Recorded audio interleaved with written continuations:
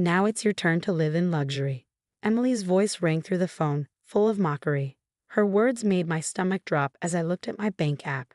I was still weak from spending 2 weeks in the hospital after a terrible car accident, but the numbers on the screen shocked me awake. $75,000 in charges. Louis Vuitton, Gucci, Cartier. All while I was fighting for my life.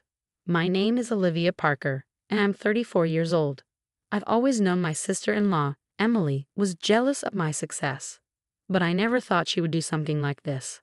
"I found your credit card in your purse when I visited you," Emily continued, her voice smug. "You always have everything while I struggle. Consider this payback for showing off." I forced myself to stay calm. "Emily, do you realize that what you did is a crime? This is credit card theft." She laughed coldly. "Oh please, we're family. Besides, you were unconscious. You should be grateful I was there to help John with the kids. Think of this as my payment." My husband John, Emily's brother, had been doing his best, taking care of our 2 children while visiting me at the hospital. He had trusted Emily to help. That was a mistake. "You know what, Emily?" I said, my voice steady. "Thank you for telling me all this. It's very helpful." She hesitated. "What do you mean?" "Oh, nothing. I just appreciate you explaining everything so clearly."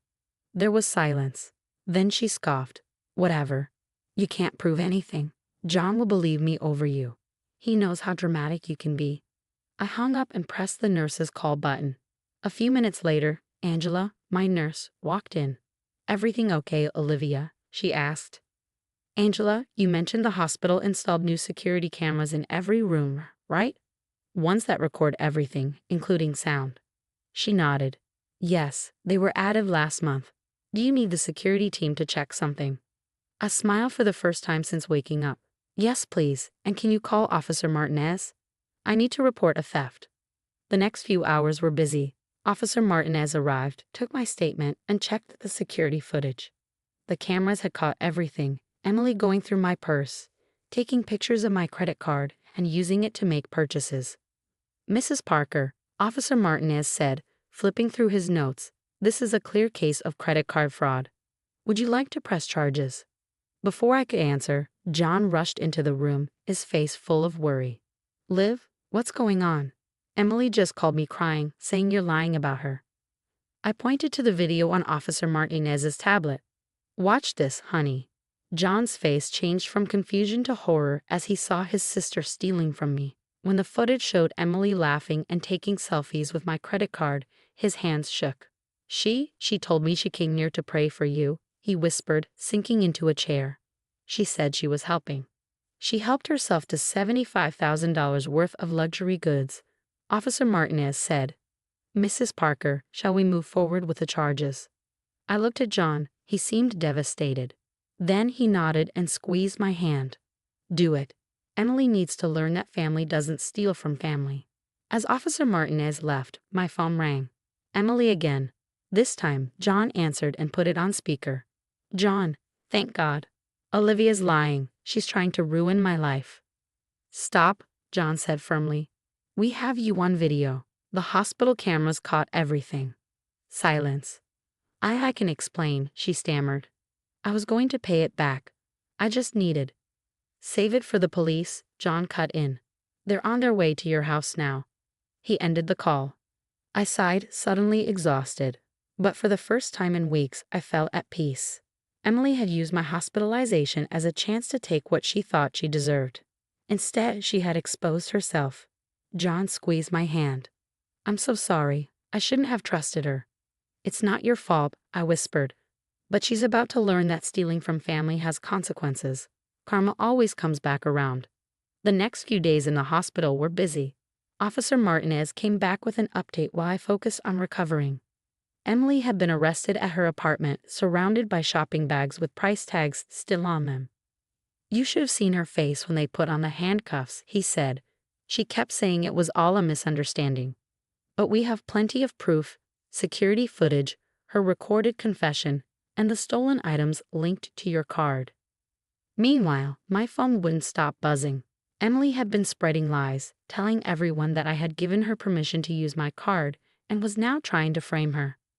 One voicemail from my mother-in-law made me clench my fists. You've always been jealous of Emily's youth. She told me everything. How dare you try to ruin her life? John sighed and deleted the message. Mom doesn't know about the security footage yet. Emily's been lying to her. Then it's time we show her the truth, I said. That afternoon, Martha stormed into my hospital room, ready to defend her daughter. But her anger faded as soon as she saw the security footage. She watched in shock as Emily went through my purse, laughing about using my credit card while I was unconscious. When the video showed Emily taking selfies with it, Martha sat down, looking pale. I don't understand, she whispered. Emily told me you gave her permission. She said you were trying to make up for always showing off your money. John spoke gently. Mom, Emily stole from Olivia while she was in intensive care. There's no excuse for that. Martha's hands shook as she checked her phone, likely rethinking everything Emily had told her. All those designer bags she showed off. She said they were gifts from friends. The courtroom. A few days later, I sat in a courtroom for Emily's preliminary hearing. I was still sore from the accident, but I was determined to see this through. Emily smirked confidently until her public defender read out the charges. Miss Stevens, the judge said, the evidence against you is overwhelming. Security footage shows you stealing from your sister-in-law while she was unconscious. Do you understand how serious this is? Emily still thought she could talk her way out of it. Your Honor, this is just a misunderstanding. Olivia and I had an arrangement. She's always showing off her money, and she offered me the card to make things right between us. The judge's face hardened. While she was unconscious in intensive care. Emily stammered. The prosecutor stood. Your Honor, we have clear video evidence of the defendant entering Mrs. Parker's hospital room multiple times, searching through her belongings, and taking photos of her credit card. We also have a recorded phone call where she admits to the theft and mocks the victim's condition. For the first time, Emily looked scared. She glanced at John, but he didn't return her gaze. His expression was cold. His own sister had betrayed him. The judge sighed. Given how planned and deliberate your actions were, I'm rejecting the plea deal. We'll proceed with a full trial. Emily's lawyer quickly asked for a recess to talk to her. Outside the courtroom, we could hear Emily sobbing, finally realizing that she wouldn't get away with it. She had always believed she deserved my money, that family would protect her. But now she was facing real consequences. When the trial resumed, Emily's voice was barely a whisper as she agreed to take the plea deal. The judge set a date for sentencing and she was led away, her designer clothes replaced by an orange jumpsuit. Aftermath. As we left the courthouse, Martha approached us, her eyes red from crying. Olivia, John, I'm so sorry. I should have known Emily was lying. She's always been jealous, but I never thought she'd do this. I looked at her and saw someone who wasn't angry anymore, just heartbroken. We all wanted to believe the best of her, I said. But sometimes, the hardest truth is realizing that someone we love isn't who we thought they were. 3 months later, I sat in a courtroom for Emily's sentencing. The prosecutor explained how she had planned this for months. Her internet history even showed searches about credit card theft and hospital security weeks before my accident. Your Honor, the prosecutor said, while Mrs. Parker was fighting for her life, the defendant, her own sister-in-law, took advantage of her condition for personal gain. The crime was planned, and the defendant only showed remorse when she was caught. We asked for the maximum sentence under the plea deal. Emily sat quietly at the defense table, no longer the confident person she once was. Her designer clothes were gone, replaced by a simple black suit. She had lost weight in jail, and for the first time she looked truly nervous. The judge turned to her. Miss Stevens, before I announce your sentence, do you have anything to say? Emily stood, holding a small piece of paper. Her hands shook as she spoke. I want to apologize, she said, voice trembling. I was jealous. Watching Olivia have everything I wanted ate away at me. When I saw her credit card, something in me snapped. I told myself she wouldn't miss the money, that she owed me. But I was wrong. I studied her, wondering if she really meant it or if this was just another act. John squeezed my hand, his face unreadable. The judge remained firm. Miss Stevens, your actions show entitlement and manipulation. You stole from a sick family member and then tried to turn the family against her. This court cannot ignore that. Emily was sentenced to 18 months in prison and 5 years of probation. She had to repay everything she stole, plus fines. Her luxury items would be sold to help cover the debt. As the bailiff led her away, she looked back at us. The smugness was gone. Maybe she finally understood what she had lost. Moving forward. Outside the courthouse, Martha approached us. "I've been thinking a lot," she said. "I made excuses for Emily's jealousy for years. I should have seen this coming." I nodded. We all wanted to believe family mattered to her. John sighed. "The hardest part is knowing she planned this. She wasn't just taking advantage, she was waiting for an opportunity." Over the next few months, things changed.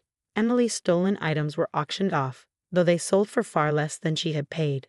Her apartment was emptied, the last traces of her shopping spree cataloged and sold. She sent me letters from prison. At first, they were full of excuses and blame. But as time passed, her tone changed. 6 months into her sentence, she wrote, "I didn't just steal money.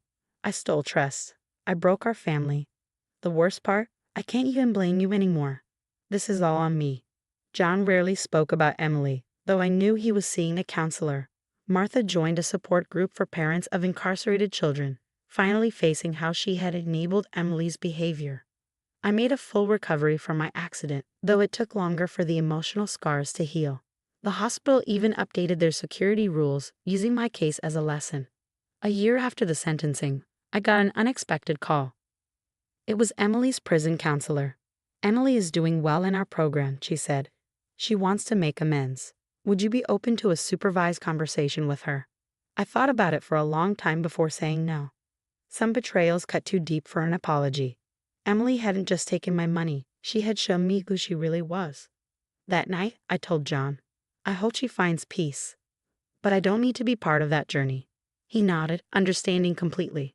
We had learned a painful lesson about trust and family. Emily had lost everything, her freedom, her reputation, and our trust. No designer bag was worth that price. The last I heard, she was taking business ethics classes in prison, preparing for life after her release. Sometimes the most expensive lesson isn't paid with money, but with the people you lose along the way.